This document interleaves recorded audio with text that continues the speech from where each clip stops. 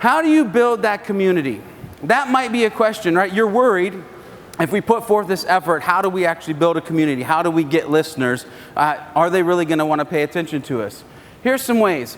With what I've said this morning, what you should understand and embrace, it's not as difficult as we think because it's at your core and it's in your outline. And what I mean by that, as far as the core, if you do engage with your why, if you do pay attention to your audience, if those are your main factors moving forward, that's your core. Now, in your outline is what I really want to talk about because you want to be smart about what you're going to create. Before I go into our outline, what I want you to realize, if you decide to do a podcast that is an interview-based podcast, then being smart is being smart on the guests that you would actually come on and interview, because those are the key words that you're going to be able to target when you actually do the podcast for the articles that you're going to create, because it all comes back to content. But consistent sections, you can see here, 3 out of the 6 are based on community. And what do I mean by that? HubSpot wish list means anybody in the world that uses HubSpot can email us and say, man, I wish the tool would do this.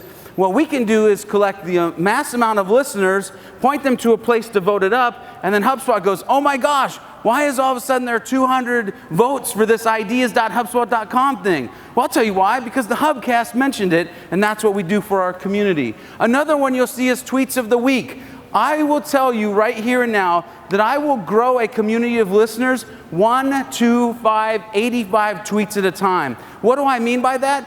HubSpot has hashtags that they rock out on Twitter. Hashtag inbound learning, hashtag HubSpotting, hashtag inbound 16. There's a ton of them. And what I randomly do is go and pick people out of those hashtags, throw them in our show because they had awesome or creative tweets. Or maybe they just look handsome like this guy right here. And then we put them in the show.